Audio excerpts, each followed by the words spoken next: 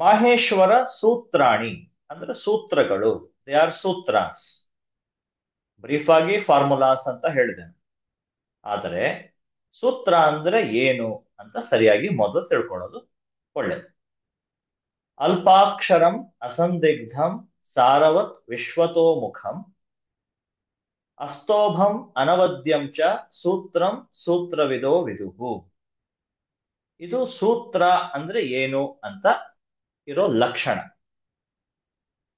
Characteristic of a ಸೂತ್ರ. ಸೂತ್ರ ಅಂದ್ರೆ ಏನು?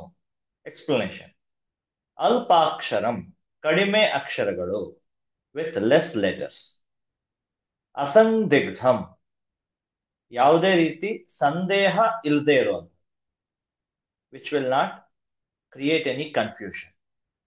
ಸಾರವತ್ ಕಂಟೆಂಟ್ ವೈಸ್ ಅದರಲ್ಲಿರೋ ಸಾರ ಇನ್ಫಾರ್ಮೇಶನ್ ಎಷ್ಟಿರುತ್ತೆ ಅಂದ್ರೆ ವಿಶ್ವತೋಮುಖಂ ತುಂಬಾ ಇರುತ್ತೆ, ಜಾಸ್ತಿ ಇನ್ಫಾರ್ಮೇಶನ್ ಇರುತ್ತೆ. ಸಂಪೂರ್ಣ ಯಾವುದು ಕಾನ್ಸೆಪ್ಟ್ ಹೇಳಬೇಕೋ ಅದೆಲ್ಲದೂ ಕೂಡ ಇರುತ್ತೆ. ಅಸ್ತೋಭಂ ಅನವದ್ಯಂಚ ಯಾವುದೇ ರೀತಿ ನಮಗೆ ಅರ್ಥ ಆಗಲ್ಲ ಅನ್ನೋ ರೀತಿಲಿ ಅದು ಇರಲ್ಲ. ಆಮೇಲೆ ಯಾವುದೇ ಕಾಂಟ್ರವರ್ಷಿಯಲ್ ಆಗಿ ಅಥವಾ ತಪ್ಪುಗಳಿಂದ ಕೂಡಿಲ್ಲದೆ ಇರುವಂತಹಕ್ಕೆ ಸೂತ್ರ ಅಂತ ಹೇಳ್ತಾರೆ. ಈ ಸೂತ್ರ 6 ರೀತಿಯಲ್ಲಿ ಇರುತ್ತೆ. ಅಂದ್ರೆ 6 ಟಾಪಿಕ್ಸ್ ಮೇಲೆ ಸೂತ್ರಗಳನ್ನ ಬರೀತಾರೆ. ಸಂಜ್ಞಾಚ ಪರಿಭಾಷಾಚ ವಿಧಿ ನಿರ್ಣಯ ಏವಚ ಅತಿದೇಶೋ ಅಧಿಕಾರಶ್ಚ ಷಡ್ವಿಧಂ ಸೂತ್ರ ಲಕ್ಷಣಂ. ಸಂಜ್ಞಾ ಒಂದು ರೀತಿ ಸೂತ್ರ, ಹೆಸರುಗಳನ್ನು ಹೇಳೋದೆಲ್ಲ. ಅದಕ್ಕೆ ಈ ಹೆಸರು, ಇದಕ್ಕೆ ಆ ಹೆಸರು. ಸಂಜ್ಞಾ ಅಂದ್ರೆ ಹೆಸರು ಅಂತ. ಪರಿಭಾಷಾ ಡೆಫಿನೇಷನ್ ಹೇಳೋದು, ಯಾವುದೋ ಒಂದಕ್ಕೆ ಡೆಫಿನೇಷನ್ ಹೇಳೋದು, ಅದನ್ನು ಚಿಕ್ಕದಾಗಿ ಬರೆದ್ರೆ ಅದಕ್ಕೂ ಸೂತ್ರ ಅಂತಾರೆ. ವಿಧಿ, ವಿಧಿ ಅಂದ್ರೆ ಯಾವುದಾದ್ರೂ ಒಂದನ್ನ ಇಂಪ್ಲಿಮೆಂಟ್ ಮಾಡೋದು, ಇದೇ ಇದು ಅಂತ ಹೇಳೋದು.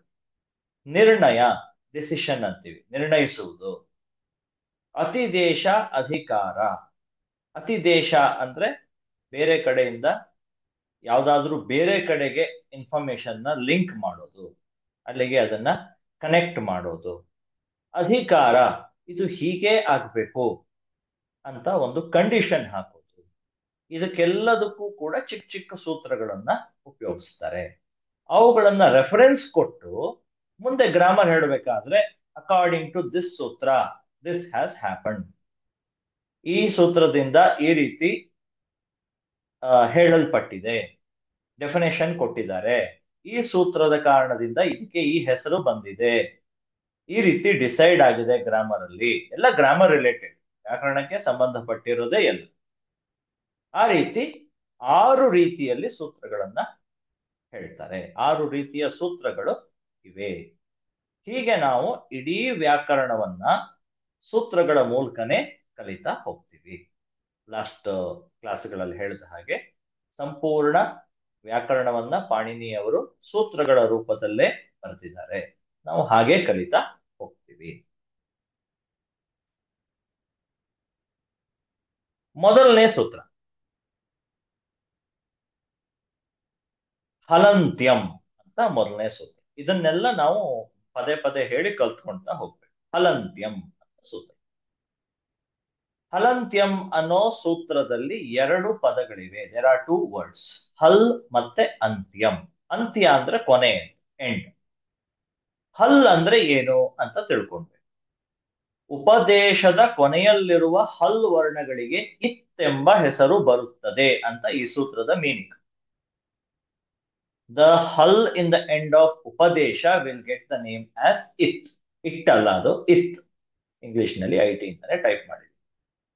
ಇತ್ ಅಂತ ಹೆಸರು ಬರುತ್ತೆ ಹಲ್ ಅನ್ನುವಂತಹ ಅಕ್ಷರಗಳಿಗೆ. ಅವು ಎಲ್ಲಿರಬೇಕು? ಉಪದೇಶದ ಕೊನೆಯಲ್ಲಿರಬೇಕು. ಈಗ ಮಾಹೇಶ್ವರ ಸೂತ್ರದಲ್ಲಿ ಕೊನೆಯಲ್ಲಿರುವ ಅಕ್ಷರಗಳು ಣು, ಕು, ಞು, ಚು, ಟು, ಣು, ಮು, ಞು, ಶು, ಶು, ವು, ಆಮೇಲೆ ಯು, ರು, ಲು ಅಂತ ಎಲ್ಲ ವ್ಯಂಜನಾಕ್ಷರಗಳಿವೆ. ಇವುಗಳು ಕೊನೆಯಲ್ಲಿದೆ, ಒಂದೊಂದು ಸೂತ್ರದ ಕೊನೆಯಲ್ಲಿದೆ, ಒಂದೊಂದು ಬಂಚಿನ ಕೊನೆಯಲ್ಲಿದೆ. ಈ ಅಕ್ಷರಗಳಿಗೆ ಇತ್ ಅಂತ ಹೆಸರು ಅಷ್ಟೇ. ಇವುಗಳ ಹೆಸರು ಏನು? ಈಗ ಐ ಉಣ್ ಅನ್ನೋಲ್ಲಿ ಕೊನೆಯ ಅಕ್ಷರದ ಲಾಸ್ಟ್ ಲೆಟರ್ ನು ಇಸ್ ನೋನ್ ಆಸ್ ಇತ್. ಣನೆ ಯಾಕೆ ತಗೊಂಡಿದ್ದಾರೆ? ಹಲ್ ಅಕ್ಷರಗಳಿಗೆ. ಹಲ್ ಅಂದ್ರೆ ಏನು? ಹಲ್ ಅಂದ್ರೆ ವ್ಯಂಜನ. ಹಲ್ ಅಂದ್ರೆ ವ್ಯಂಜನ ಹೇಗೆ ಹೇಳ್ತೀವಿ? ಸಿಂಪಲ್ ಆಗಿ ಹೇಳ್ತೀನಿ.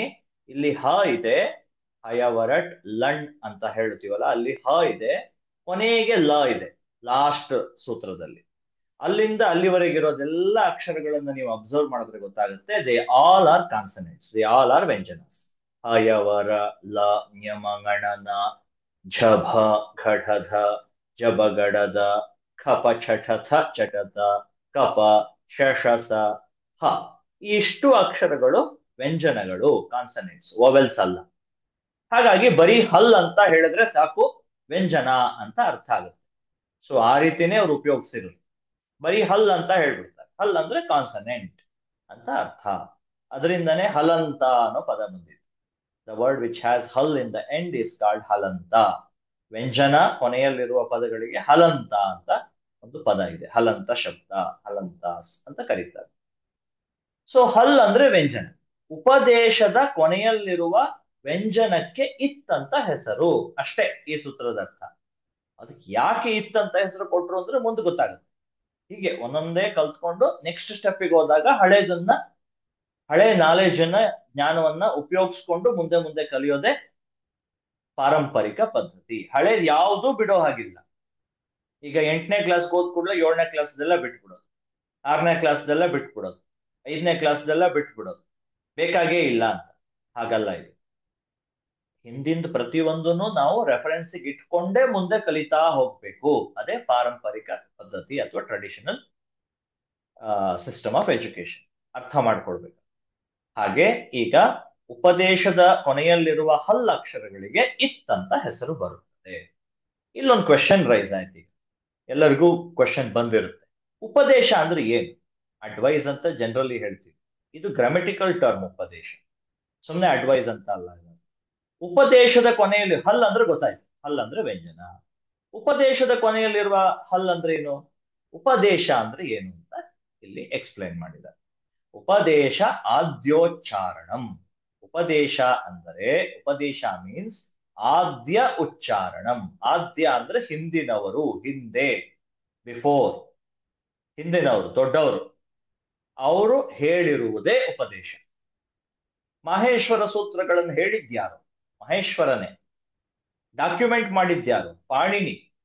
ಪುಸ್ತಕದಲ್ಲಿ ಬರೆದು ಹೇಳಿರೋದು ಪಾಣಿನಿ ಅವರು. ಮಹೇಶ್ವರನೇ ಹೇಳಿದ್ದು ಅಂತಾರೆ. ಅಂತಹ ಅಕ್ಷರಗಳಿಗೆ, ಜ್ಞಾನಕ್ಕೆ ಯಾವುದೇ ಏನ್ ಹೇಳ್ತಾರೋ ಅದೆಲ್ಲ ಉಪದೇಶ. ಹಾಗಾದ್ರೆ ಯಾವ್ಯಾವ್ದಿದೆ ಉಪದೇಶ ಜನರಲಿ ಅಂದ್ರೆ? ಧಾತು. ಧಾತು ಅಂದ್ರೆ ರೂಟ್ ಆಫ್ ದ ವರ್ಬ್ಗೆ ಧಾತು ಅಂತಾರೆ. ವರ್ಬ್ ರೂಟ್, ಒಂದು ಕ್ರಿಯಾಪದದ ಮೂಲ ರೂಪ. ಸೂತ್ರಗಳು, ಯಾವುದೇ ಸೂತ್ರ ಇದ್ರು ಅದಕ್ಕೂ ನಾವು ಉಪದೇಶ ಅಂತ ಕರಿತೀವಿ. ಗಣಗಳು, ಕೆಲವು ಸಮೂಹ, ಗ್ರೂಪ್ಗಳು. ಉಣಾದಿ ಅಂತ ಒಂದು ಗ್ರಾಮೆಟಿಕಲ್ ಟರ್ಮ್ ಇದೆ, ಫ್ಯೂಚರ್ ಅಲ್ಲಿ ಅದನ್ನ ಕಲಿತೀವಿ. ಆ ಉಣಾದಿಗಳು, ವಾಕ್ಯಗಳು, ಲಿಂಗ, ಜೆಂಡರ್, ಅನುಶಾಸನ, ಆಮೇಲೆ ಆಗಮ, ಪ್ರತ್ಯಯ, ಸಫಿಕ್ಸಸ್, ಆದೇಶ. ಆದೇಶ ಅಂದ್ರೆ ಯಾವ್ದಾದ್ರು ಅಕ್ಷರಗಳನ್ನ ಹೊಸದಾಗಿ ತಗೊಳ್ಳೋದು. ಆಗಮ ಅಂತ ಹೇಳಿದ್ರೆ ಹೊಸದಾಗಿ ಸೇರಿಸ್ಕೊಳ್ಳೋದು. ಆದೇಶ ಅಂದ್ರೆ ರಿಪ್ಲೇಸ್ ಮಾಡೋದು. ಆಗಮ, ಆದೇಶ, ಸಂಧಿಗಳೆಲ್ಲ ಕಲಿತೀವಿ, ಅಲ್ಲೆಲ್ಲ ಅದೇ ಟರ್ಮ್ಸ್ ಯೂಸ್ ಆಗ್ತವೆ. ಇದು ಸಂಧಿ ಅಲ್ಲ. ಆಗಮ ಅಂದ್ರೆ ಯಾವ್ದಾದ್ರು ಒಂದು ಹೊಸ ಅಕ್ಷರಗಳನ್ನ ಅಥವಾ ಏನಾದ್ರೂ ಒಂದನ್ನ ತಗೊಳ್ಳೋದು. ಆದೇಶ ಅಂದ್ರೆ ರೀಪ್ಲೇಸ್ ಮಾಡೋದು. ಪ್ರತ್ಯಯಗಳು ಅಂದ್ರೆ ಸಫಿಕ್ಸಸ್. ಅನುಶಾಸನ, ಲಿಂಗಾನುಶಾಸನ ಅಂದ್ರೆ ಇದಕ್ಕೆ ಈ ಲಿಂಗ ಅಂತ ಹೇಳೋದು. ಇವೆಲ್ಲ ಉಪದೇಶಗಳು. ಇದನ್ನೆಲ್ಲ ಜನರಲ್ ಆಗಿ ಉಪದೇಶ ಅಂತ ಕರೀತಾರೆ. ಅಂದ್ರೆ ಇವೆಲ್ಲ ಹೇಳಿದ್ದು ಹಿಂದಿನವರು, ಪಾಣಿನಿಯಂತಹ ಮಹಾತ್ಮರು. ಹಾಗಾಗಿ ಅದಕ್ಕೆ ಉಪದೇಶ. ಇಂತಹ ಉಪದೇಶದ ಕೊನೆಯಲ್ಲಿರುವ ಹಲ್ ಲೆಟರ್ಗಳಿಗೆ, ವ್ಯಂಜನಗಳಿಗೆ ಇತ್ ಅಂತ ಹೆಸರು ಅಂತ ಹಲಂತ್ಯಂ ಅನ್ನೋ ಸೂತ್ರದ ಅರ್ಥ. ಇದನ್ನ ನೆನ್ಪಿಟ್ಕೊಳ್ಬೇಕು. ಈಗ ಮಾಹೇಶ್ವರ ಸೂತ್ರಾಣಿ ಅದು ಸೂತ್ರ ಕೂಡ ಹೌದು, ಹಿಂದಿನವರು ಹೇಳಿದ್ದು. ಹಾಗಾಗಿ ಅದಕ್ಕೆ ಉಪದೇಶ ಅಂತ ಕರಿತೀವಿ. ಎಲ್ಲಾ ಮಹೇಶ್ವರ ಸೂತ್ರನೂ ಒಂದೊಂದು ಉಪದೇಶ. ಅದ್ರ ಕೊನೆಯಲ್ಲಿರೋ ಹಲ್ ಅಕ್ಷರ ಅಂದ್ರೆ ವ್ಯಂಜನಾಕ್ಷರಗಳಿಗೆ ಇತ್ ಅಂತ ಹೆಸರನ್ನ ಕೊಟ್ವಿ. ಯಾರಾದ್ರೂ ಕೇಳ್ತಾರೆ ಅದಕ್ಕೆ ಹೇಗೆ ಹಿತ್ ಅಂತ ಕರಿತೀರಾ ನೀವು? ನೋಡಿ, ಅಲ್ಲಿ ಹಲಂತ್ಯಂ ಅಂತ ಸೂತ್ರ ಇದೆ. Based on that we have given the name as it. Reference ಕೊಟ್ಕೊಳ್ಬೇಕು. ರೆಫರೆನ್ಸ್ ಕೊಟ್ಕೊಂಡೇ ಗ್ರಾಮರ್ ಅನ್ನ ಕಲಿಯೋದು ಪದ್ಧತಿ. ಇನ್ನೊಂದು ಅದೇ ತರದ ಸೂತ್ರ, ಮುಂದಿನ ಸೂತ್ರ, ಅದರ್ಶನಂ ಲೋಪಃ. ಇಲ್ಲಿ ಲೋಪಃ ಅಂತ ಹೆಸರನ್ನ ಕೊಡೋದು. ಲೋಪ ಅಂದ್ರೆ ಏನು? ಯಾವುದೇ ಶಬ್ದ ಅಥವಾ ವರ್ಣ ಕಾಣಿಸದಿರುವುದಕ್ಕೆ ಅಥವಾ ಉಚ್ಚರಿಸಲ್ಪಡದಿರುವುದಕ್ಕೆ ಲೋಪ ಎಂದು ಹೆಸರು. Any word or letter when not seen or not pronounced is called ಲೋಪ. ಬರೆಯುವಾಗ ಕಾಣಿಸಲ್ಲ ಅಂದ್ರೆ ನಾವು ಬರೆಯಲ್ಲ ಅಂತ ಅರ್ಥ. ಕೆಲವು ಅಕ್ಷರಗಳನ್ನ ಅಥವಾ ಕೆಲವು ಶಬ್ದಗಳನ್ನ in different places in the process of grammar ಅಥವಾ ಲಿಟರೇಚರ್ ಅಲ್ಲಿ ಕೆಲವು ಅಕ್ಷರಗಳನ್ನ ಬರೆಯಲ್ಲ. ಕೆಲವು ಸಿಚುವೇಶನ್ಸ್ ಅಲ್ಲಿ ವರ್ಡ್ಸ್ ನ ಬರೆಯಲ್ಲ, ಬಿಟ್ಬಿಡ್ತೀವಿ. ಆ ತರ ಬಿಡೋ ಸುಮ್ನೆ ನಮ್ ವಿಷಯ ಅಲ್ಲ ಅದು. According to the grammar rule, Panini's rule, ನಾವು ಬಿಟ್ರೆ, ಬರಿದೇ ಇದ್ರೆ, ಉಚ್ಚಾರಣೆ ಮಾಡದೇ ಇದ್ರೆ, ಇಫ್ ಯು ಡೋಂಟ್ ಪ್ರೊನೌನ್ಸ್, ಅಂತಹ ಅಕ್ಷರಕ್ಕೆ the letter or a word which has not been pronounced, not return, not seen, is called ಲೋಪ. It has got a name called ಲೋಪ. ಅದಕ್ಕೆ ಲೋಪ ಅಂತ ಹೆಸರು. ಅದರ್ಶನಂ, ದರ್ಶನ ಅದರ್ಶನ, ಕಾಣಿಸ್ದೇ ಇರೋದು ಅಂತ ಅರ್ಥ. ಇಲ್ಲಿ ಕಾಣಿಸ್ದೇ ಇರೋದು ಅಂದ್ರೆ ಹೇಳದೇ ಇರೋದು ಅಂತ ನಾವು ಅರ್ಥ ಮಾಡ್ಕೊಳ್ಬೇಕು. When we are reading it, it means which has not bean red are told. ಬರೆಯುವಾಗ ಬರಿದೇ ಇರೋದು, ಕಾಣಿಸ್ದೇ ಇರೋದು, ಅದಕ್ಕೆ ಲೋಪ ಅಂತ ಹೆಸರನ್ನ ಕೊಟ್ಟರು. ಹೀಗೆ ಇತ್ ಅಂತ ಒಂದು ಹೆಸರು, ಲೋಪ ಅಂತ ಒಂದು ಹೆಸರು, ಎರಡು ಹೆಸರುಗಳನ್ನ ಕೊಟ್ಟಿದ್ದಾರೆ. ಹೆಸರಿಗೆ ಸಂಸ್ಕೃತದಲ್ಲಿ ಸಂಜ್ಞಾ ಅಂತ ಕರೀತಾರೆ. ಎರಡು ಸಂಜ್ಞೆಗಳನ್ನ ಕೊಟ್ಟಿದ್ದಾರೆ. ಆ ಎರಡನ್ನ ಇವತ್ತು ಕಲ್ತಿದ್ದೀವಿ. ಇನ್ನು ಸುಮಾರು ಹೆಸರುಗಳಿವೆ, ಬೇರೆ ಬೇರೆ ರೀತಿ ಹೆಸರುಗಳು. ಅದನ್ನೆಲ್ಲ ಮುಂದೆ ಕಲಿತೀವಿ. ಈ ತರ ಹೆಸರುಗಳೆಲ್ಲ ಯಾಕೆ ಬೇಕು ನಮ್ಗೆ ಅಂದ್ರೆ, ಮುಂದೆ ಕಲಿಯೋ ಗ್ರಾಮರಿಗೆ ಬೇಕು. ಸಂಧಿ, ಸಮಾಸ, ಪ್ರತ್ಯಯ ಅಂತೆಲ್ಲ ಕಲಿತೀವಲ್ಲ, ಅದಕ್ಕೆ ಈ ವರ್ಡ್ಗಳೆಲ್ಲ ಬೇಕಾಗುತ್ತೆ. ಅಲ್ಲಿ ಅವರು ಎಕ್ಸ್ಪ್ಲೇನ್ ಮಾಡ್ಕೊಂಡ್ ಬರಲ್ಲ ಇದನ್ನೆಲ್ಲ, ಬರೀ ಲೋಪ ಅಂತ ವರ್ಡ್ ಹೇಳ್ಬಿಡ್ತಾರೆ ಅಥವಾ ಇತ್ ಅಂತ ಹೆಸರು ಹೇಳ್ಬಿಡ್ತಾರೆ. ಇತ್ ಅಂದ್ರೆ ಏನು, ಲೋಪ ಅಂದ್ರೆ ಏನು ಅಂತ ನಮಗ್ ಗೊತ್ತಿರ್ಬೇಕಲ್ಲ. ಅದಕ್ಕೆ ಈಗ ಇದನ್ನ ಕಲ್ತು ಇಟ್ಕೊಂಡಿರೋದು. ನೆಕ್ಸ್ಟ್ ಸಂಧಿ ಕಲಿಬೇಕಾದ್ರೆ ಈ ವರ್ಡ್ಸ್ ಎಲ್ಲ ಯೂಸ್ ಮಾಡ್ತೀವಿ. ಸಮಾಸ ಕಲಿಬೇಕಾದ್ರೆ ಇದ್ರಲ್ಲಿ ಕೆಲವುದನ್ನು ಉಪಯೋಗಿಸ್ತೀವಿ. ಎಕ್ಸಾಂಪಲ್, ಬೇರೆ ಬೇರೆ ಟಾಪಿಕ್ಸ್ ಕಲಿಬೇಕಾದ್ರೆ ಈ ಎಲ್ಲಾ ಟರ್ಮ್ಸ್ ಗಳನ್ನ ಯೂಸ್ ಮಾಡ್ಬೇಕು, ಈ ಎಲ್ಲಾ ಹೆಸರುಗಳನ್ನ ಯೂಸ್ ಮಾಡ್ಬೇಕು. ಹಾಗಾಗಿ ಈ ಹೆಸರುಗಳು ಏನು ಅಂತ ಇವಾಗ ನಾವು ಕಲ್ತ್ಕೊಂಡ್ವಿ. ಇನ್ನು ಅಮರಕೋಶಕ್ಕೆ ಹೋಗೋಣ. ಅಮರಕೋಶದಲ್ಲಿ ಎರಡು ಶ್ಲೋಕಗಳನ್ನ ಹಿಂದಿನ ಕ್ಲಾಸ್ಗಳಲ್ಲಿ ಕಲ್ತಿದ್ವಿ. ವಿ ಹ್ಯಾಡ್ ಲರ್ನ್ 2 ಶ್ಲೋಕಾಸ್. ಇನ್ನು 3 ಶ್ಲೋಕಗಳು ಕೂಡ ಇಂಟ್ರೊಡಕ್ಷನ್ಸ್. ಆಮೇಲೆ ಪದಗಳ ಸಮೂಹ ಶುರುವಾಗುತ್ತೆ. ಅಂದ್ರೆ ಸಿನಾನಿಮ್ಸ್ ಎಲ್ಲ ಒಟ್ಟಿಗೆ ಕೊಟ್ಕೊಂಡು ಹೋಗ್ತಾರೆ. Amarakosha is the collection of synonyms. ಅದನ್ನ ಮುಂದಿನ ಶ್ಲೋಕಗಳಲ್ಲಿ ಹೇಳ್ತಾರೆ. ಈ 5 ಶ್ಲೋಕ ಇಂಟ್ರೊಡಕ್ಷನ್, 6 ಶ್ಲೋಕ ಒಟ್ಟು, ಅದ್ರಲ್ಲಿ ಒಂದು ಪ್ರೇಯರ್, ಇನ್ನು 5 ಶ್ಲೋಕಗಳು ಇಂಟ್ರೊಡಕ್ಷನ್.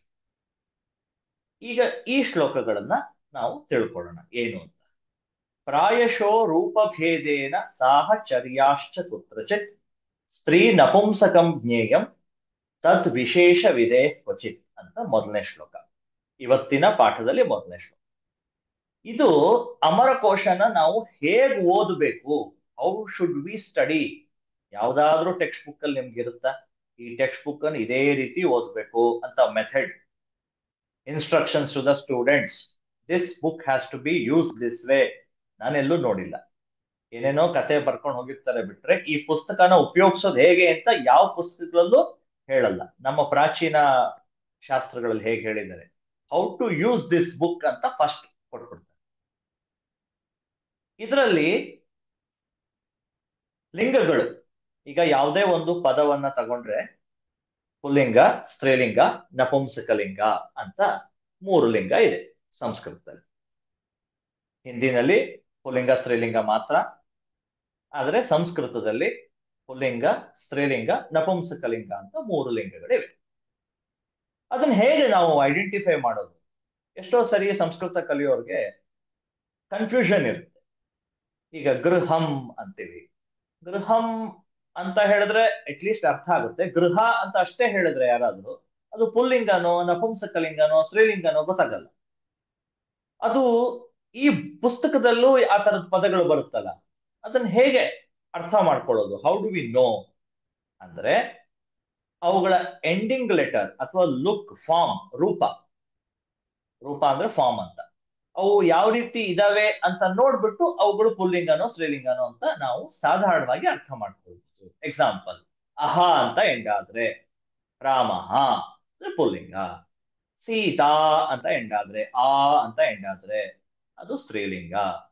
ಗೃಹಂ, ವನಂ ಅಂತೆಲ್ಲ ಕೊಟ್ಟಿದ್ರೆ ಈ ಬುಕ್ ಅಲ್ಲಿ ಅದೆಲ್ಲ ನಪುಂಸಕಲಿಂಗ ಅಂತ ನಾವು ಅರ್ಥ ಮಾಡ್ಬೋದು. We have to understand that they are ನಪುಂಸಕಲಿಂಗ words if they end with if they end with ಅಹ ಪುಲ್ಲಿಂಗ, ಇಫ್ ದೇ ಎಂಡ್ ವಿತ್ ಆ ಸ್ತ್ರೀಲಿಂಗ. ಅದೇ ತರ ಈ ದೀರ್ಘ ಈ ಕಾರ ಇದ್ರೆ ಸ್ತ್ರೀಲಿಂಗ, ಹ್ರಸ್ವ ಈ ಕಾರ ಇದ್ರೆ ಪುಲ್ಲಿಂಗ. ಈ ತರ ಎಲ್ಲ ಜನರಲ್ ಆಗಿ ಅರ್ಥ ಮಾಡ್ಕೊಳ್ಬಹುದು. ಒಂದೊಂದ್ ಸರಿ ಸಾಹಚರ್ಯಾಶ್ಚ ಕುತ್ರಚಿತ್ ಅವು ಇನ್ನೊಂದು ಪದದ ಜೊತೆ ಕೊಟ್ಟಿರ್ತಾರೆ.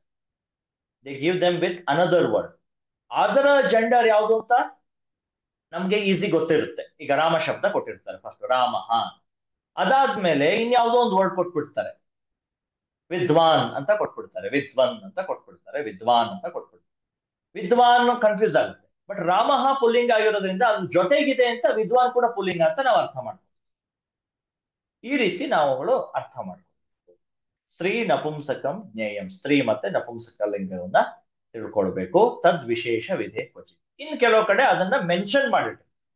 ಸ್ತ್ರೀ ನಪುಂಸಕ ಲಿಂಗಕ್ಕೆ ಕ್ಲೀಬಂ ಅಂತ ವರ್ಡ್ ಕೊಟ್ಟಿರ್ತಾರೆ, ಪುಮಾನ್, ಪುಮ್ ಅಂತ ಕೊಟ್ಟಿರ್ತಾರೆ. ಆ ತರ ವರ್ಡ್ ನ ಅವರೇ ಮೆನ್ಷನ್ ಮಾಡಿರ್ತಾರೆ. ಇದು ಪುಲ್ಲಿಂಗ, ಇದು ಸ್ತ್ರೀಲಿಂಗ, ಇದು ನಪುಂಸಕಲಿಂಗ ಅಂತ ವರ್ಡ್ ನ ಅರ್ಥ ಮಾಡ್ಕೊಳ್ಳೋದಕ್ಕೆ ಅವರೇ ಕೊಟ್ಟಿರ್ತಾರೆ. ಸೊ ಹಾಗೆ ಅರ್ಥ ಮಾಡ್ಕೊಳ್ಬೇಕು ಅಂತ ಮೊದಲನೇ ಶ್ಲೋಕ. ಭೇದಾನಾಖ್ಯಾಯ ನ ದ್ವಂದ್ವೋ ನೈಕಶೇಷೋ ನ ಸಂಕರಃ ಕೃತೋತ್ರ ಭಿನ್ನಲಿಂಗಾನಾಂ ಉಕ್ತಾನಾಂ ಕ್ರಮಾದ್ರತೆ. ತೊಂದರೆ ಆಗ್ಬಾರ್ದು, ಕನ್ಫ್ಯೂಷನ್ ಆಗ್ಬಾರ್ದು. ಎರಡು ಪದಗಳನ್ನ ಸೇರಿಸ್ಬಿಟ್ರೆ ಸಂಧಿ ಸಮಾಸ ಈ ತರ ಎಲ್ಲ ಮಾಡಿ ನಮ್ಗದು ಹೇಗೆ ಡಿವೈಡ್ ಮಾಡೋದು ಅಂತಾನೆ ಗೊತ್ತಾಗಲ್ಲ. ಒಂದೊಂದ್ಸರಿ ತಪ್ಪುಗಳು ಆಗ್ಬಿಡ್ಬೋದು ಅಂತ ಅವ್ರು ಆ ರೀತಿ ಜಾಸ್ತಿ ಸೇರ್ಸಿಲ್ಲ. ಈಗ ಅಮರಕೋಶದ ಮುಂದಿನ ಶ್ಲೋಕಗಳಲ್ಲಿ ನಾವು ಕಲಿತೀವಲ್ಲ, ಅಲ್ಲಿ ಒಂದಾದ್ಮೇಲೆ ಒಂದ್ ಪದಗಳನ್ನು ಕೊಟ್ಕೊಂಡು ಹೋಗಿರ್ತಾರೆ, ಅವುಗಳನ್ನ ಸುಮ್ನೆ ಜಾಯಿನ್ ಮಾಡಿಲ್ಲ. ದ್ವಂದ್ವ ಸಮಾಸ, ಏಕಶೇಷ ಸಮಾಸ ಅಥವಾ ಸಂಕರ ಅಂದ್ರೆ ಕಾಂಬಿನೇಷನ್ ಆಫ್ ವರ್ಡ್ಸ್, ಅವನ್ನೆಲ್ಲ ಮಾಡಕ್ ಹೋಗ್ಲಿಲ್ಲ. ಕನ್ಫ್ಯೂಷನ್ ಆಗೋ ರೀತಿ ಮಾಡಿಲ್ಲ. ಕೃತೋತ್ರ ಭಿನ್ನಲಿಂಗಾನ ಮುಕ್ತಾನಾಂ ಕ್ರಮಾದ್ರತೆ. ಒಂದೊಂದ್ ಕಡೆ ಮಾತ್ರ ಸರಿಯಾಗಿ ಬೇರೆ ಬೇರೆ ಲಿಂಗದ ಪದಗಳಿದ್ರೆ ಅವುಗಳ ಲಿಂಗ ಕನ್ಫ್ಯೂಷನ್ ಆಗ್ಬಿಡುತ್ತೆ ಜೆಂಡರ್ ಅಂತ ಅವ್ರು ಸೇರ್ಸಿಲ್ಲ. ಬಟ್ ಕನ್ಫ್ಯೂಷನ್ ಆಗದೇ ಇರೋ ರೀತಿ ಇದ್ರೆ ಕೊಟ್ಟಿದ್ದಾರೆ. ಒಂದು ಸರಿಯಾದ ಮೆಥಡ್ ಅನ್ನ ಫಾಲೋ ಮಾಡಿ ಅಲ್ಲಿ ಅದನ್ನ ಸೇರಿಸಿದ್ದಾರೆ. ಬಟ್ ಎಲ್ಲಾ ಕಡೆ ಸೇರಿಸಿಲ್ಲ, ಆದಷ್ಟು ಬೇರೆ ಬೇರೆಯಾಗಿ ಬರೆದಿದ್ದಾರೆ ಅಂತ ಇನ್ಸ್ಟ್ರಕ್ಷನ್. ಆಮೇಲೆ ತ್ರಿಲಿಂಗ್ಯಾಂ ತ್ರಿಶ್ರುತಿ ಪದಂ ಮಿಥುನೇತು ದ್ವಯೋರಿತಿ ನಿಷಿದ್ಧಲಿಂಗಂ ಶೇಷಾರ್ಥಂ ತ್ವಾಂತಾಥಾದಿ ತ್ವಾಂಥಾದಿ ನ ಪೂರ್ವಭಾಗ. ತ್ವಂತಾಥಾದಿ ನ ಪೂರ್ವಭಾಗ ಅಂದ್ರೆ ಕೆಲವು ಪದ ಮೂರೂ ಲಿಂಗದಲ್ಲಿ ಸಮಾನವಾಗಿರುತ್ತೆ, ಅದಕ್ಕೆ ತ್ರಿಲಿಂಗ್ಯಾಮ್ ಅಂತ ಕೊಟ್ಟಿದ್ದಾರೆ. ತ್ರಿಶು ಅಂತ ಕೊಟ್ಟಿದ್ದಾರೆ, ತ್ರಿಶು ಅಂತ ವರ್ಡ್ ಕೊಟ್ಟಿದ್ದಾರೆ. ತ್ರಿಶು ಅಂತ ಬಂತು ಅಂದ್ರೆ oh this is common in all three genders. ಮಿಥುನೇತು ದ್ವಯೋರಿತಿ, ಪುಲ್ಲಿಂಗ ಮತ್ತು ಸ್ತ್ರೀಲಿಂಗ ಎರಡರಲ್ಲೂ ಇರುತ್ತೆ ಅಂತ ಇಟ್ಕೊಳ್ಳಿ ಯಾವ್ದಾದ್ರು ಪದ, ಅದಕ್ಕೆ ದ್ವಯೋಹೋ ಅಂತ ಕೊಟ್ಟಿದ್ದಾರೆ. ದ್ವಯೋಹೋ ಅಂತ ಬಂತು ವರ್ಡ್ ಅಂದ್ರೆ oh this is there in both ಪುಲ್ಲಿಂಗ ಅಂಡ್ ಸ್ತ್ರೀಲಿಂಗ. ನಿಷಿದ್ಧಲಿಂಗಂ ಶೇಷಾರ್ಥಂ, ಇನ್ನು ಕೆಲವೊಂದ್ ಕಡೆ ಏನ್ ಮಾಡಿದ್ದಾರೆ, ತು ಅಂತ ವರ್ಡ್ ಕೊಟ್ರೆ ಅಲ್ಲಿವರೆಗೆ ಒಂದ್ ಜೆಂಡರು, ಅದ್ರ ನೆಕ್ಸ್ಟ್ ವರ್ಡ್ ಡಿಫ್ರೆಂಟ್ ಜೆಂಡರ್ ಅಂತ ಅರ್ಥ. ತು ಅಂತ ವರ್ಡ್ ಎಲ್ಲಾದ್ರೂ ಬಂದೆ, ಅಥ ಅಂತ ವರ್ಡ್ ಬಂದ್ರು ಅದೇ ರೀತಿ. ಇಲ್ಲ ಅಂದ್ರೆ ಹಿಂದಿನ ಪದನೇ ನಾವು ನೋಡ್ಕೊಂಡು ಅರ್ಥ ಮಾಡ್ಕೊಳ್ಬಹುದು. ಹಿಂದಿನ ಪದದ ರೀತಿ ಅಲ್ಲ, ಯಾಕಂದ್ರೆ 4-5 ಒಟ್ಟುಗಳು ವರ್ಡ್ಗಳನ್ನ ಒಟ್ಟಾಗಿ ಕೊಟ್ಟು ಒನ್ ಬೈ ಒನ್ ತೆಗೆಯು, ಕೊನೆಗೆ ತು ಅಂತ ಇಲ್ಲ ಅಂದ್ರೆ ಅಷ್ಟು word belong to same gender ಅಂತ ಅರ್ಥ ಮಾಡ್ಕೊಳ್ಬೇಕು. Because after every word they can't mention this is ಪುಲ್ಲಿಂಗ, ದಿಸ್ ಇಸ್ ಸ್ತ್ರೀಲಿಂಗ, ದಿಸ್ ಇಸ್ ನಪುಂಸಕಲಿಂಗ ಅಂತ. So we have to understand. ತು ಅಂತ ಬಂದು ಇನ್ನೊಂದು ವರ್ಡ್ ಕೊಟ್ರು ಅಂದ್ರೆ ಓ ತು ಅನ್ನೋ ವರ್ಡ್ ವರೆಗೆ ಇರೋದೆಲ್ಲ ಒಂದು ಕಾಮನ್ ಜೆಂಡರ್, ಅದು next one is a different gender ಅಂತ ಅರ್ಥ ಮಾಡ್ಬೋದು. ಸೊ ಹೀಗೆ ಇದನ್ನ ಅರ್ಥ ಮಾಡ್ಕೊಂಡು ಈ ಶ್ಲೋಕಗಳನ್ನ ನೆನ್ಪಿಟ್ಕೊಂಡು ಅಮರಕೋಶನ ನಾವು ಮುಂದಿನ ತರಗತಿಗಳಲ್ಲಿ ಪ್ರಾರಂಭ ಮಾಡೋಣ, ಕಲಿಯಕ್ಕೆ ಶುರು ಮಾಡೋಣ. ಇದಿಷ್ಟು ಇವತ್ತಿನ